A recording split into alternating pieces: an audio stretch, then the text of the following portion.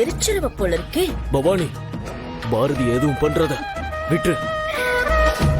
என் கேரக்டரையே நீ புரிஞ்சுக்க மாட்டேங்கிற. நான் பாரதி எதுவும் பண்ண போறதில்ல. ஆனா நடக்க வேண்டியது தன்னால நடக்கும். உனக்கு சரியா புரியலன்னு நினைக்கிறேன். இப்ப புரியும் பாரு.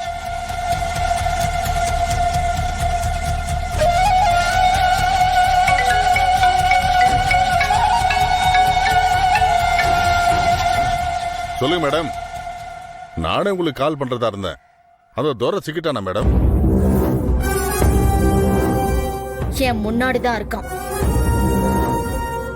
தோர விஷயத்துலதான் கோட்டை விட்டுட்டீங்க. இப்ப நான் உங்களுக்கு ஒரு முக்கியமான வேலை வச்சிருக்கேன். என்ன விஷயம் மேடம்? சொல்லுங்க. நீங்க எதை சொன்னாலும் செய்ய நான் ரெடியா இருக்கேன். விஷயம் கொஞ்சம் பெருசுதான். ஆனா இத பண்ணி முடிச்சா கிடைக்கிற அமௌண்ட்டும் பெருசு. அத மனசுல வச்சுக்கிட்டு நான் சொல்ற வேலையை பெர்ஃபெக்ட்டா செஞ்சு முடிக்கிறீங்க. நீங்க கேட்டதுக்கு மேலையும் நான் உங்களுக்கு கொடுப்பேன். என்னன்னு சொல்லுங்க மேடம். ராஜாமால் லாட்ஜில ரூம் நம்பர் 104ல பாரதின்னு ஒருத்தி இருப்பான். அந்த லாட்ஜுக்கு போய் ப்ராஸ்டியூஷன் நடக்குதுன்னு சொல்லி பாரதிய அரெஸ்ட் பண்ணணும். மேடம், என்ன சொல்றீங்க? நான் என்ன சொல்லி முடிக்கவே இல்லையே. அந்த பாரதிய அரெஸ்ட் பண்ண கையோட இன்னும் 4-5 பொண்ணுங்களையும் சேர்த்து அரெஸ்ட் பண்ணணும். அந்த பாரதி சாதாரண ஆள் கிடையாது. நீங்க அரெஸ்ட் பண்ணாலும் நான் கல்யாணமானவ, குடும்ப குத்து விளக்கு, அப்படி இப்படின்னு எதையாவது சொல்லி பயங்கரமா நாடகம் ஆடுவான். ஏதாவது ஒரு விதத்துல அவளை ட்ரிகர் பண்ணி விட்டு கோவப்பட வச்சு உன்கிட்ட சண்டை போடுற மாதிரி பண்ண. அப்ப நடக்கிற சண்டையில அவ கழுத்துல இருக்கிற தாலிய அறுத்தறிஞ்ச.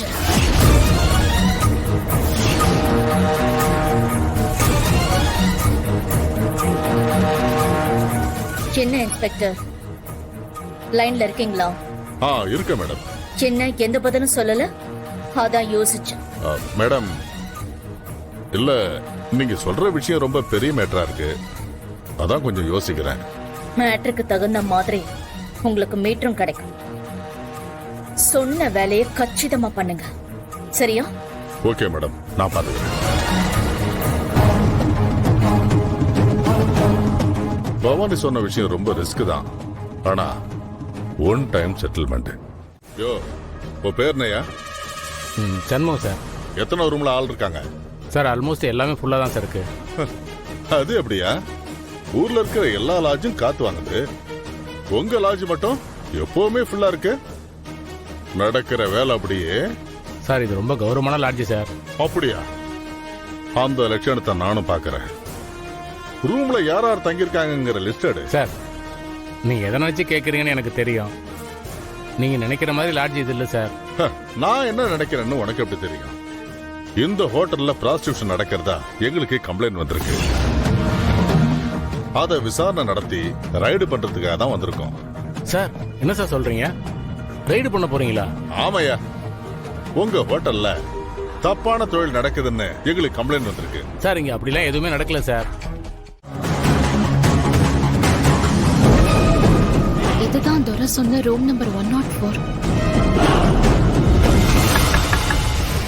துரை இந்த ரூம்ல இருக்கேன்னு தானே சொன்னா. இப்ப தட்டினா திறக்க மாட்டேங்கிறான். துரை, என்ன பண்றது?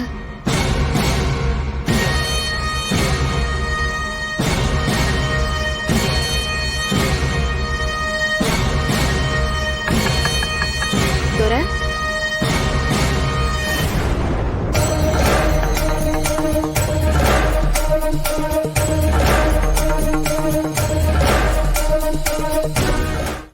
தமிழ், நான் உன்னை ரொம்ப கஷ்டப்படுத்திட்டேம்மா.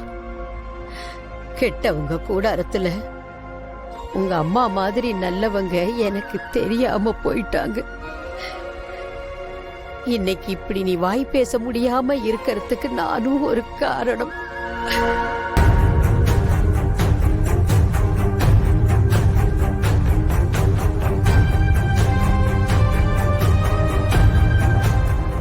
பாட்டி கோவிலுக்கு போயிருக்கிறதா சுதாகர் மாமா சொன்னாரு.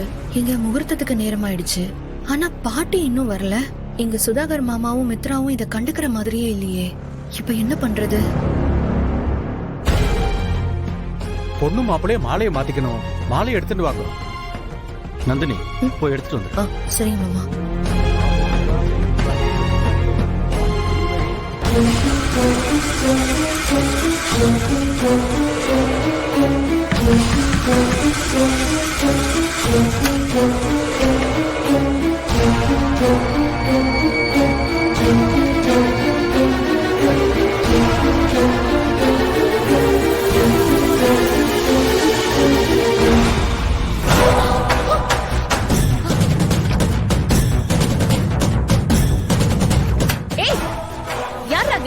என்ன பாரதி இப்படி கேக்குற? இப்பதானே கொஞ்ச நேரத்துக்கு முன்னாடி என் கூட போன்ல பேசின, அதுக்குள்ள மறந்துட்டியா? எவ்வளவு நேரம் உனக்காக வெயிட் பண்ணிட்டு இருக்கேன்னு தெரியுமா? ஆமா, வர்றதுக்கு ஏன் இவ்வளவு நேரம் ஆச்சு?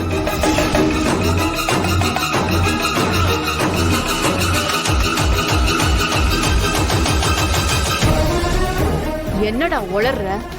உன் இஷ்டத்துக்கு என்னென்னமோ பேசிட்டு இருக்க. நீ என்கிட்ட போன்ல பேசுனியா?